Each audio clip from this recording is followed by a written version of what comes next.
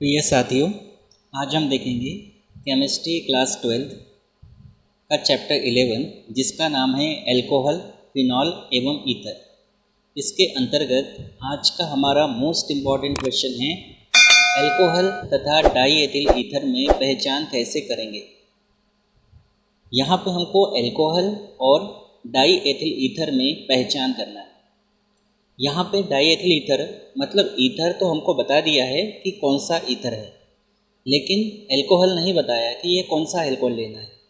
तो जनरली जब कोई एल्कोहल नहीं बोला जाता तब हम एथिल एल्कोहल मानकर चलेंगे। तो इस तरह से हमको एथिल एल्कोहल तथा डाई एथिल ईथर में पहचान कैसे करना है, इसके बारे में इस आंसर में अपने को बताना है।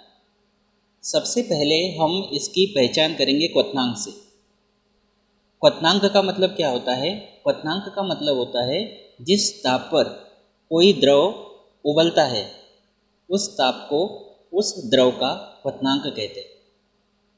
अब यहाँ पे जो एथिल एल्कोहल है, यहाँ पे एल्कोहल से मतलब हम एथिल एल्कोहल समझेंगे और डाई एथिल ईथर। तो एथिल एल्कोहल जो है, एथिल एल्कोहल का क्वथनांक है 78.3 डिग्री सेल्सियस और डाई एथिल ईथर का क्वथनांक है 34.6 डिग्री सेल्सियस। इसका मतलब ये हुआ कि एथिल एल्कोहल का क्वथनांक डाई एथिल ईथर के क्वथनांक से अधिक है। अब एथिल एल्कोहल का क्वथनांक डाई एथिल ईथर के क्वथनांक से अधिक क्यों है? क्योंकि जो एथिल एल्कोहल है जिसका फार्मूला होता है C2H5 सिंगल बॉन्ड OH, इसको हम इस तरीके से भी लिख सकते हैं C2H5 single bond O single bond H।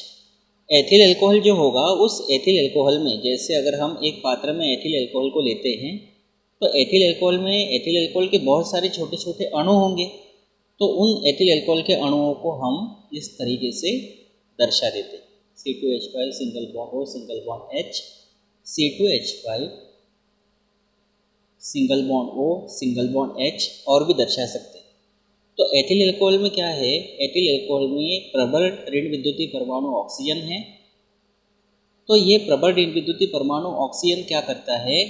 दूसरे अणु के हाइड्रोजन परमाणु के साथ जुड़कर, जैसे अगर यहाँ हम देखें तो प्रबल ऋण विद्युतीय परमाणु जो ऑक्सीजन है, ये ऑक्सीजन जो कि प्रबल ऋण विद्युतीय है, ये हाइड्रोजन के साथ एक विशेष प्रकार के बंध से जुड़ता है जिसको कहते हैं हाइड्रोजन बंध। उसी प्रकार यहाँ पे भी हाइड्रोजन बंध पाया जाएगा, आगे भी हाइड्रोजन बंध बनाएगा, यहाँ इधर भी हाइड्रोजन बंध बनेंगे। मतलब एथिल एल्कोहल जो होता है हाइड्रोजन बंध को बिंदुकित रेखा के द्वारा दर्शाते हैं। तो जो एथिल एल्कोहल है इसमें क्या पाया जाता है? हाइड्रोजन बंध पाया जाता है। और हाइड्रोजन बंध पाए जाने के कारण जो एथिल एल्कोहल के अणु हैं ये संगुणित रहते हैं, और संगुणित होने के कारण जो एथिल एल्कोहल है उसका क्वथनांक अधिक होता है। जबकि जो डाई एथिल ईथर है जिसका फार्मूला है C2H5 single bond O single bond C2H5, इसमें हाइड्रोजन बंध बनने की संभावना बिल्कुल नहीं। हाँ, ये जल के साथ हाइड्रोजन बंध बना सकता है, लेकिन इसके अंदर हाइड्रोजन बंध बनने की संभावना नहीं। तो इसका क्वथनांक इसलिए कम होता है और इसका क्वथनांक अधिक होता है। हम चाहे तो इसको, ये जो एक ही पॉइंट में हमने दो बातें बता दी, ये दो अलग अलग बातें भी बता सकते हैं। क्वथनांक का पॉइंट अलग ले सकते हैं और हाइड्रोजन बंध का पॉइंट हम अलग ले सकते हैं। तो दो यहाँ पे पॉइंट बन सकते हैं। तो इस तरह से आपने देखा कि एल्कोहल में हाइड्रोजन बंध पाया जाता है, जबकि डाई एथिल ईथर में हाइड्रोजन बंध की संभावना नगण्य होती है, जिससे एल्कोहल का क्वथनांक डाई एथिल ईथर के क्वथनांक से अधिक होता है। एथिल एल्कोहल का क्वथनांक होता है 78.3 डिग्री सेल्सियस और डाई एथिल ईथर का क्वथनांक होता है 34.6 डिग्री सेल्सियस। आप इसको चाहो तो राउंड फिगर में भी लिख सकते हो, जैसे 78.3 डिग्री सेल्सियस है तो इसको आप 78.5 डिग्री सेल्सियस या 78 डिग्री सेल्सियस लिख सकते हो। इसको 34.6 डिग्री सेल्सियस है तो इसको 35 डिग्री सेल्सियस भी आप राउंड फिगर में लिख सकते हो, अगर आपको ये याद रखने में कठिनाई होती है। तो ये एक बात हो गई अल्कोहल और डाई एथिल ईथर में अंतर या पहचान करने का ये तरीका है। दूसरा है सोडियम के साथ क्रिया।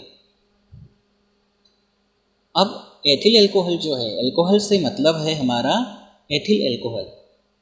तो जो एथिल अल्कोहल है ये सोडियम के साथ क्रिया करता है और हाइड्रोजन गैस उत्पन्न करता है। अब एथिल अल्कोहल ये सोडियम के साथ क्रिया करेगा। होता क्या है कि जो एथिल अल्कोहल है इसमें यहाँ पे O सिंगल बॉन्ड H जो बंध है, O सिंगल बॉन्ड H बंध, तो यहाँ ऑक्सीजन जो है अधिक ऋण विद्युती है, ऑक्सीजन कैसा है, अधिक ऋण विद्युती है, और हाइड्रोजन जो है कम ऋण विद्युती है। या हम सीधे शब्दों में ये कह सकते हैं कि ऑक्सीजन की ऋण विद्युतता हाइड्रोजन की अपेक्षा अधिक है, और ऑक्सीजन की ऋण विद्युतता अधिक होने के कारण ये ऑक्सीजन क्या करता है, यहाँ जो बंध बना है 2 इलेक्ट्रॉनों से बनता है, हम इसको यहाँ इधर दिखा देते हैं, C2H5 single bond O single bond H। तो जो साझे का बंध है, ये साझे का बंध जो है वो ऑक्सीजन की ओर अधिक ऋण विद्युती होने के कारण साझे का जो इलेक्ट्रॉन युग्म है ये ऑक्सीजन की ओर विस्थापित हो जाता है।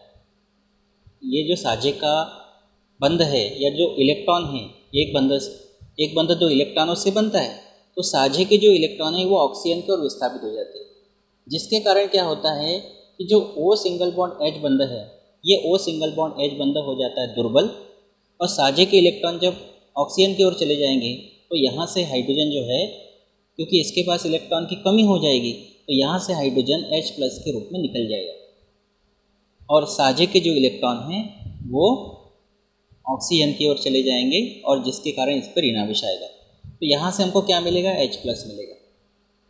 हालांकि ये H+ जो है ये इतनी सुगमता से मुक्त नहीं होता है, क्योंकि अल्कोहल जो है, एथिल अल्कोहल जो है ये दुर्बल अम्लीय होता है, दुर्बल नहीं अति दुर्बल अम्लीय होता है, जिसके कारण यहाँ से H+ का निकलना उतना आसान भी नहीं होता। लेकिन H+ निकल रहा है कठिनाई से, इसलिए हम कहेंगे कि ये अम्लीय है, लेकिन ये अति दुर्बल अम्लीय है। और एथिल अल्कोहल जो अम्लीय है ये कैसा अम्लीय है, अति दुर्बल अम्लीय है, क्योंकि H+ दे रहा है। तो ये इतना अम्लीय नहीं होता है कि ये नीले लिटमस पेपर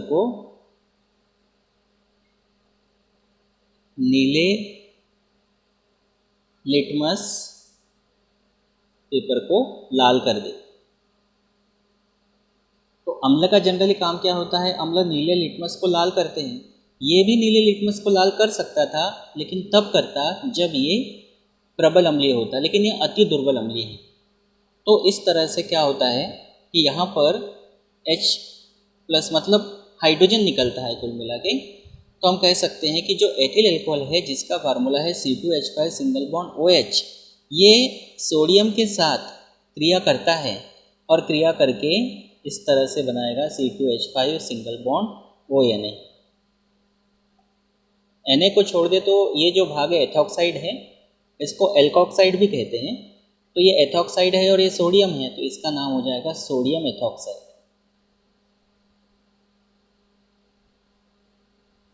सोडियम एथॉक्साइड, और साथ में यहाँ निकलेगी हाइड्रोजन गैस। अभिक्रिया को संतुलित करना है तो C2H5ONA तो यहाँ लग गया है, हाँ H बचा है, तो इसको करना पड़ेगा हाफ, जिससे 2 से 2 कटेगा तो H बचेगा।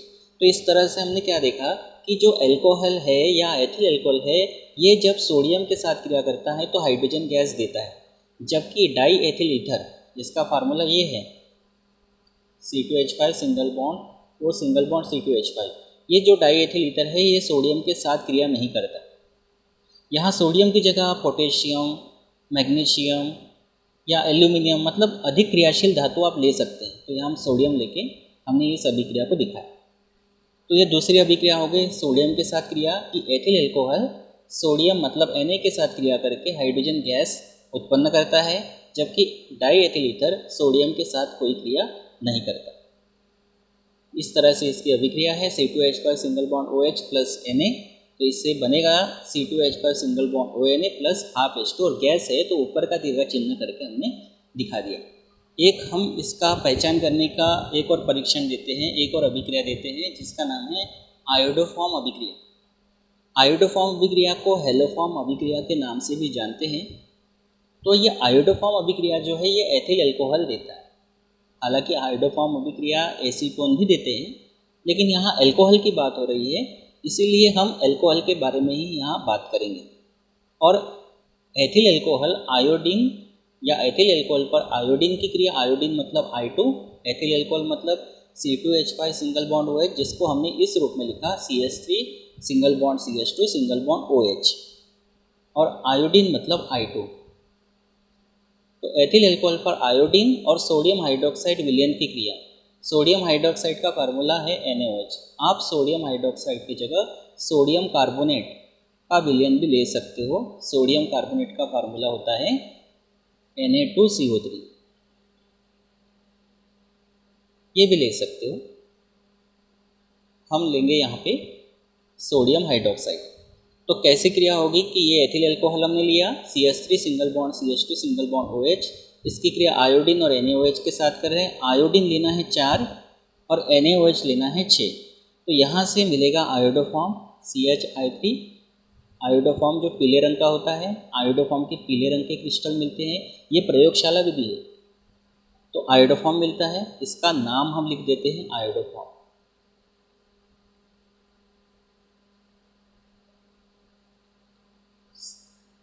ठीक है, हमारे पास यहाँ 2 कार्बन हैं, एक कार्बन लग गया, एक कार्बन यहाँ सोडियम फॉर्मेट के रूप में भाग लेगा इस तरह से SCOONA, इसका नाम है सोडियम फॉर्मेट। Na मतलब सोडियम और SCOO इतना भाग है फॉर्मेट, तो ये सोडियम फॉर्मेट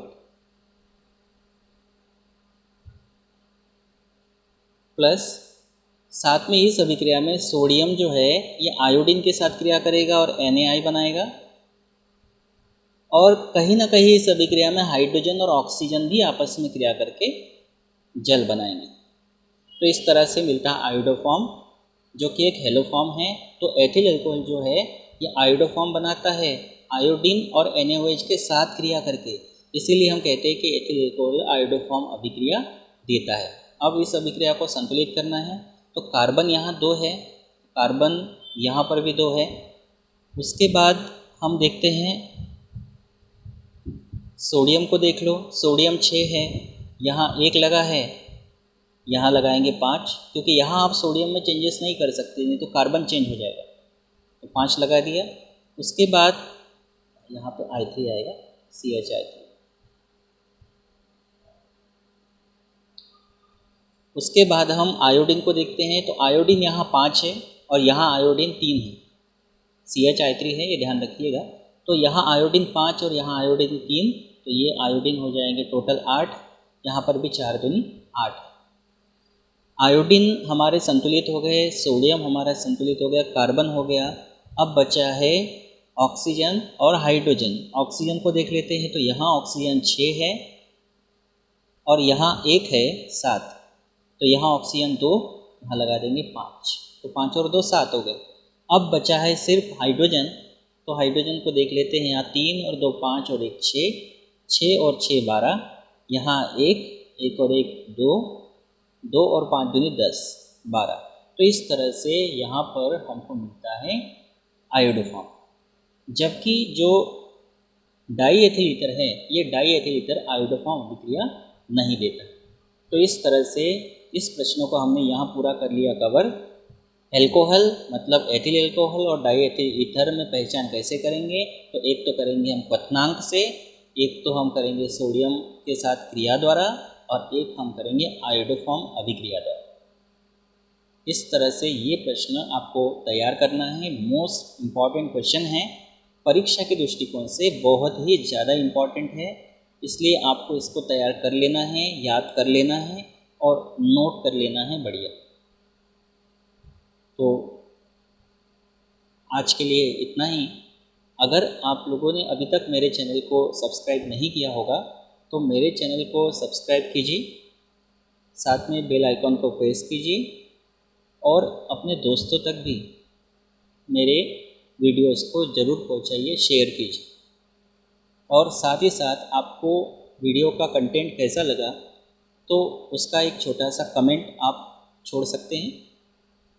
तो आज के लिए इतना ही, फिर मिलते हैं अगले इम्पॉर्टेंट टॉपिक के साथ अगले वीडियो में। Thank you.